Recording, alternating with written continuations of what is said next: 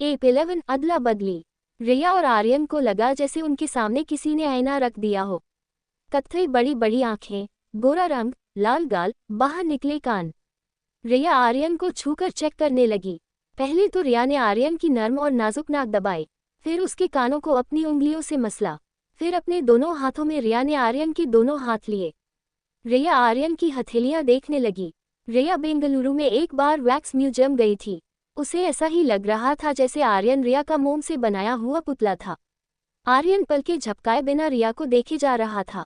आर्यन ने काफी फिल्में देखी थी जिसमें हीरो का कोई हमशक्ल होता है, मगर असल जिंदगी में ऐसा कुछ हो सकता है, यह उसकी समझ के परे था। जो हो रहा था वो रिया और आर्यन दोनों की समझ के बाहर था। अचानक पीछे से सनी की आवाज आए, अब तुम सब देखना नेक्स्ट गेम में मैं तुम्हारी कैसी हालत करता हूँ। मेरे पास एक ऐसी जादुई चाबी आई है जिससे मैं कुछ ही दिनों में वर्ल्ड चैंपियनशिप जीत लूंगा। सनी की आवाज सुनते ही रिया ने आर्यन का एक हाथ पकड़ा और उसे कॉरिडोर से होते हुए स्टेयरकेस पर ले गई। 24th फ्लोर का स्टेयरकेस अक्सर कोई इस्तेमाल नहीं करता था। रिया नहीं चाहती थी कि कोई उन दोनों को एक साथ देखे, क्योंकि सबसे पहले रिया खुद जानना चाहती थी कि आर्यन कौन है और यह कैसे हो सकता है कि उन दोनों की शक्ल एक जैसी हो। दोनों बच्चे एक दूसरे का हाथ पकड़े सीढ़ियों पर बैठ गए। कम से कम 5 मिनट तक दोनों बिना कुछ बोले एक दूसरे को देखते रहे। होटल लॉबी में बज रहा म्यूजिक दोनों बच्चों के कानों पर पड़ रहा था, मगर दोनों की आंखों में सिर्फ एक ही सवाल था, ये कैसे हो सकता है। रिया ने चुप्पी तोड़ी और धीरे से आर्यन को पूछा, क्या तुम मेरे क्लोन हो? आर्यन को यह सवाल कुछ समझ नहीं आया। उसने उल्टा रिया से सवाल किया, क्लोन वो क्या होता है? रिया ने आर्यन के पाँव पर चपक लगाते हुए कहा, अरे तुम्हें क्लोन का मतलब नहीं पाता। साइंटिस्ट एक ह्यूमन की सारी क्वालिटीज जब कंप्यूटर में डालकर वैसा ही दूसरा ह्यूमन तैयार करते हैं तो वो दूसरा ह्यूमन पहले ह्यूमन का क्लोन होता है। आर्यन के चेहरे पर साफ दिख रहा था कि वह रिया की बात बिल्कुल नहीं समझ पाया। रिया और आर्यन भले ही एक दूसरे के हमशक्ल थे, लेकिन दोनों की पर्सनैलिटी में बहुत फर्क था। रिया अपनी उम्र के बच्चों से काफी ज्यादा तेज थी और आर्यन अपनी उम्र के बच्चों से थोड़ा कम तेज था। आर्यन ने अपनी नाक खुजाते हुए रिया से पूछा, तो क्या मैं तुम्हारा क्लोन हूँ? इस बात पर रिया खड़ी हो गई। स्टेयरकेज की रेलिंग पकड़कर पाँव पटकते हुए कुछ सोचने लगी। कुछ देर सोचने के बाद रिया ने अपना फैसला आर्यन को सुना दिया, नहीं, तुम मेरे क्लोन नहीं हो सकते, क्योंकि my quality is that I am very smart and sorry to say but you are not, so तुम मेरे क्लोन नहीं हो सकते। फिर हम एक जैसे क्यों हैं? अभी दोनों बच्चे सोच ही रहे थे तब स्टेयरकेस पर किसी के आने की आवाज आई। रिया ने आर्यन का हाथ पकड़ा और उसे ऊपर टेरेस की ओर ले गई। अनिका हॉस्पिटल से टैक्सी में वापस आ रही थी। उसके मन में सिर्फ एक ही बात चल रही थी, ज्योति बुआ का ऑपरेशन जल्द से जल्द करना होगा। उसके लिए उसे डॉक्टर अमृता बनकर सबके सामने आना ही होगा।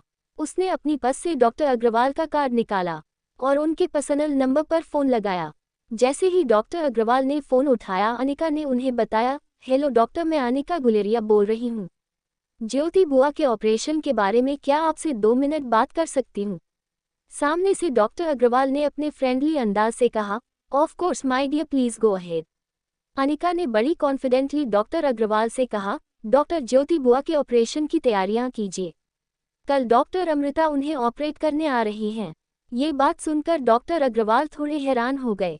उन्हें लगा कि शायद बुआ के इलाज के लिए परेशान होकर अनिका ओवर कॉन्फिडेंस में यह बात कह रही है। डॉक्टर अग्रवाल ने अनिका को समझाया, देखो अनिका, मैं तुम्हारे इमोशन समझ सकता हूँ, लेकिन डॉक्टर अमृता सिर्फ इंडिया की ही नहीं बल्कि दुनिया की बेस्ट न्यूरो सर्जन में से एक है। उनकी अपॉइंटमेंट मिलना इतना आसान नहीं है। मैं खुद एक डॉक्टर हूँ, मैंने खुद कितनी बार चाहा है कि वह आकर हमारे हॉस्पिटल में कोई सर्जरी परफॉर्म करें, ताकि हमारे मेडिकल स्टूडेंट्स को भी उनसे कुछ सीखने का मौका मिले, मगर इतने सालों में मैं आज तक उन्हें बुला नहीं पाया। डॉक्टर अग्रवाल आगे कुछ कहे उससे पहले अनीता ने उनकी बात काट दी, डॉक्टर प्लीज डोंट वरी, मैं उन्हें मेल कर दूंगी, आई एम श्योर वो मान जाएंगी। डॉक्टर अमृता कल आपके हॉस्पिटल आ रही हैं। ज्योति बुआ का ऑपरेशन कल ही होगा। कुछ ही देर में आपको उनकी ओर से एक कंफर्मेशन ईमेल भी आ जाएगा। डॉक्टर अग्रवाल ने अनिका के साथ ज्यादा आर्ग्यू ना करते हुए कहा, ठीक है, फिर उनका मेल आते ही मैं सारी तैयारियां शुरू कर दूंगा, डोंट वरी। फोन काटते ही अनिका ने एक कंफर्मेशन मेल टाइप किया और डॉक्टर अमृता वाले अकाउंट से डॉक्टर अग्रवाल को भेज दिया। होटल पैराडाइस सेल। आर्यन और रिया टेरेस के वाटर टैंक के नीचे जाकर छुप गए थे। वहां से उन्हें कोई नहीं देख पाता। अभी टैंक के नीचे दोनों बैठे ही थे कि आर्यन ने रिया से पूछा, हम दोनों इस तरह छुप क्यों रहे हैं? इस सवाल पर रिया ने अपना हाथ अपने सर पर मार कर कहा, स्टूपिड बॉय, गॉड ने हमें सुपर पावर दी है, हम ये किसी को बता देंगे तो पावर खत्म हो जाएगी। आर्यन रिया की बात पर हैरान होकर बोला, हमारे पास क्या सुपर पावर है? रिया ने आर्यन को घुटनों पर बैठने का इशारा किया और उसे समझाने लगी, देखो, अगर हम किसी को ये न बताए कि हम दो हैं, तो सोचो हम क्या नहीं कर सकते। हम एक साथ दो जगह पर प्रेजेंट हो सकते हैं। जैसे कोई जादूगर एक कपबोर्ड में जाएगा तो दूसरा केज में से निकलेगा। एग्जाम में लिखूंगी, मार्क्स तुम्हें मिलेंगे। आर्यन को रिया की बातें किसी फेरी टेल जैसी लग रही थी। उसने रिया से पूछा, क्या ये सब सचमुच हो सकता है? रिया ने आर्यन की पीठ थपथपा कर कहा, यस, ये सब कुछ हो सकता है। अगर तुम वह करो जो मैं कहती हूँ, तो बोलो क्या तुम मेरा साथ दोगे? आर्यन रिया की बातों से इतना इम्प्रेस हो गया था कि उसने तुरंत रिया के हाथ में अपना हाथ दे दिया। रिया ने दूसरे हाथ से आर्यन को हाई फाई देकर कहा, we are a team now. ये बात सुनकर आर्यन के चेहरे की स्माइल थोड़ी कम हो गई। आर्यन ने धीमी आवाज में पूछा, can we be friends? Riya ने मुस्कुराकर आर्यन से कहा, of course we are friends. तभी रिया को इस बात का एहसास हुआ कि वह अपने नए दोस्त से काफी वक्त से बातें कर रही थी, मगर उसे उसका नाम तक नहीं पता। रिया ने अपना हाथ आगे बढ़ाते हुए आर्यन से कहा, हाय, आई एम रिया। तुम्हारा नाम क्या है? आर्यन ने हैंड्स शेक करते हुए कहा, आई एम आर्यन, आर्यन मारवा। रिया को अचानक कुछ याद आया। उसने आर्यन से पूछा, क्या तुम वही हो जिससे उस दिन मेरी इंटरकॉम पर बात हुई थी? आर्यन ने कहा, हाँ। रिया ने नाराज होकर आर्यन से पूछा, फिर तुम पिज्जा खाने क्यों नहीं आए? आर्या ने कहा, मैं आ रहा था, मगर रास्ते में पहली बार मुझे मेरी मॉम मिली, तो मैं उनके साथ पिज्जा खाने चला गया। ये बात सुनकर रिया स्प्रिंग की तरह उछल पड़ी। उसने खड़े होने की कोशिश की मगर वाटर टैंक सर पर लगी और वो फिर से बैठकर बोली, क्या बात कर रहे हो? उस दिन में भी अपने डैड से पहली बार मिली। जैसे ही रिया ने ये कहा, दोनों बच्चे सारी बात समझ गए। रिया अपनी उंगली सिर पर थपथपाने लगी, फिर किसी बड़े जासूस की तरह बोली, इसका मतलब उस दिन तुम्हारे पापा मुझे आर्यन समझ रहे थे और मेरी मम्मी तुम्हें रिया समझ रही थी। दोनों बच्चे मुंह पर हाथ रखकर हंसने लगे। हंसते हंसते आर्यन ने कहा, इसका मतलब डैड सही कहते थे, मेरी कोई मॉम नहीं है।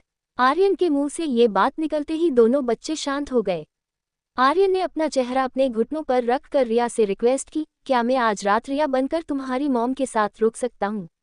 I miss my mom. कुछ ऐसी ही सिचुएशन रिया की भी थी। रिया अपने डैड को मिस करती थी। आर्यन का आइडिया रिया को बहुत पसंद आया। आर्यन और रिया घुटनों पर रेंगते हुए वाटर टैंक से बाहर आए। फिर रिया ने चारों ओर देखकर चेक कर लिया कहीं कोई उन्हें देख तो नहीं रहा।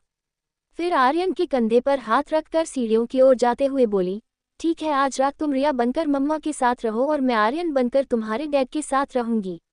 लेकिन ध्यान रहे उन्हें इस बात का पता नहीं चलना चाहिए, वरना हमारे सारे पावर्स चले जाएंगे। दोनों बड़े ही ध्यान से बिना आवाज किए सीढ़ियां उतरकर फिर से अपने स्वीट की ओर बढ़ने लगे। Life care hospital, room number 32 के सामने प्रीति बेंच पर बैठी थी।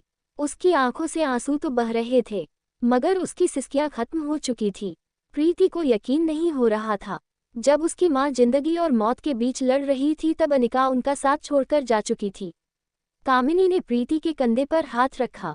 वो उसके पास आकर बैठ गई। कामिनी अचानक बड़े ही मेच्योर अंदाज में प्रीति को समझाने लगी, हमें तो पहले ही पता था कि अनिका किसी की सगी नहीं। तुम्हारी आंखें आज खुली। मैंने और मेरी माँ ने कितना सहा है ये हम ही जानते हैं। तुम और ज्योति बुआ इस पर आंख बंद करके विश्वास कर लेते, पर इसकी असलियत क्या थी यह सिर्फ हम ही जानते थे। मगर तुम लोग मेरी माँ को सौतेली समझकर कोसते रहे। प्रीति ने बिना कुछ कहे रोती हुई आंखों से कामिनी को देखा। कामिनी ने अपने हाथों से प्रीति के आंसू पोंछे और कहने लगी, देखो उस अनिका को भूल जाओ, हम हैं ना यहाँ, तुम्हारी मम्मी को कुछ नहीं होने देंगे। मैंने खुद डॉक्टर अमृता को मेल किया है। बुआ के ऑपरेशन के लिए तुम फिक्र मत करो। प्रीति को अब भी विश्वास नहीं हो रहा था कि अनिका ऐसा कर सकती थी। तभी हॉस्पिटल पैसेज में डॉक्टर अग्रवाल के जूतों की तेज आवाज आने लगी। प्रीति ने देखा तो डॉक्टर अग्रवाल के चेहरे पर मुस्कान थी। वो प्रीति के पास आए। जैसे ही प्रीति बेंच पर से खड़ी हुई, डॉक्टर ने उसके कंधों को पकड़कर कहा, प्रीति तुम्हारे लिए एक गुड न्यूज़ है। डॉक्टर अमृता तुम्हारी मम्मी का ऑपरेशन करने के लिए मान गई है। वह कल मिसेज शर्मा का ऑपरेशन करेगी। उनका कंफर्मेशन मेल भी आ गया। प्रीति यह बात सुनकर बेहद खुश हो गई। उसकी आंखों के आंसू चेहरे की मुस्कान में बदल गए। कामिनी और मनीषा एक दूसरे को देखने लगे। उन्हें यकीन नहीं हो रहा था कि आखिर डॉक्टर अमृता ज्योति बुआ का ऑपरेशन करने के लिए मान कैसे गई। मौका देखते ही कामिनी ने कह दिया, थैंक गॉड मेरे इतने मेल्स का फाइनली उन्होंने पॉजिटिव रिस्पांस दिया। कामिनी की बात सुनकर डॉक्टर अग्रवाल कंफ्यूज हो गए। उन्होंने कामिनी से पूछा, मगर अभी अभी अनिका ने मुझे कॉल किया था कि। कामिनी ने डॉक्टर अग्रवाल को बीच में ही रोकते हुए कहा, सर आप भी किसकी बातों पर यकीन कर रहे हो? अरे वह कैसे डॉक्टर अमृता तक पहुंच सकती है? उसके पास तो बुआ की रिपोर्ट्स तक नहीं है और न ही बुआ के ऑपरेशन में उसे कोई इंटरेस्ट है। आप पूछ लीजिए प्रीति से। बुआ के ऑपरेशन के लिए उसे एक छोटा सा काम दिया था, वह भी उसने नहीं किया। डॉक्टर अग्रवाल इस बात पर हैरान हो गए। जाने से पहले उन्होंने प्रीति के सर पर हाथ रखकर कहा, चलो अब आंसू पोंछ लो। इंडिया की बेस्ट न्यूरो सर्जन कल तुम्हारी माँ का ऑपरेशन करने वाली है। Your mother needs your prayers not tears. इतना कहकर डॉक्टर अग्रवाल वापस जाने ही लगे थे तब कामिनी ने उनका रास्ता रोककर उनसे कहा, sir if you don't mind कल क्या मैं डॉक्टर अमृता को इस ऑपरेशन में असिस्ट कर सकती हूँ? डॉक्टर अग्रवाल ने थोड़ा सोचने के बाद जवाब दिया, will show I will put your name on the list. उन्हें जूनियर डॉक्टर्स की एक टीम की जरूरत होगी। मैं तुम्हारा भी नाम उसमें ऐड कर दूंगा। कामिनी ये सुनकर बेहद खुश हो गई। वह भूल गई कि वह हॉस्पिटल में खड़ी थी। वो जोर जोर से सबको बताने लगी, सुना तुमने, मैं कल डॉक्टर अमृता को असिस्ट करने वाली हूँ। प्रीति सुना, तुमने मॉम? क्या आपने सुना? I am going to assist the best neurosurgeon in India doctor Amrita. Hotel paradise. Riya और आर्यन ने अपने कपड़े आपस में बदल लिए। रिया आर्यन को फाइनल टिप्स देने लगी, देखो चाहे कुछ भी हो जाए, मम्मा को पता नहीं चलना चाहिए कि तुम रिया नहीं हो। कोई कंफ्यूजन हो तो टैबलेट पर गेम खेलने लगना और मम्मा से कह देना मेरी इंपॉर्टेंट गेम चल रही है, बाद में बात करेंगे। और अगर कोई भी गड़बड़ हो तो मुझे फ़ोन कर लेना। इस बात पर आर्यन थोड़ा घबरा गया। वो रिया से कहता है, मगर मैं तुम्हें फ़ोन कैसे करूँगा? मेरे पास तो फ़ोन नहीं है। रिया आर्यन की यह बात सुनकर चौंक गई और बोली, ओफो, इतने बड़े हो गए हो फिर भी तुम्हारे पास फ़ोन नहीं है। एनीवेज तुम मेरा फ़ोन रखो, आई विल मैनेज। रिया ने आर्यन के हाथ में अपना फ़ोन दिया। फिर 24th फ्लोर की लॉबी का दरवाज़ा खोलकर वह चेक करने लगी कहीं कोई लॉबी में खड़ा तो नहीं है। मगर जैसे ही उसने दरवाज़ा खोला, उसने देखा सनी ठीक उसके सामने खड़ा था। सनी के दोनों हाथ अपनी कमर पर थे। उसने रिया की आंखों में आंखें डालकर कहा, समझ गया, मैं सब समझ गया।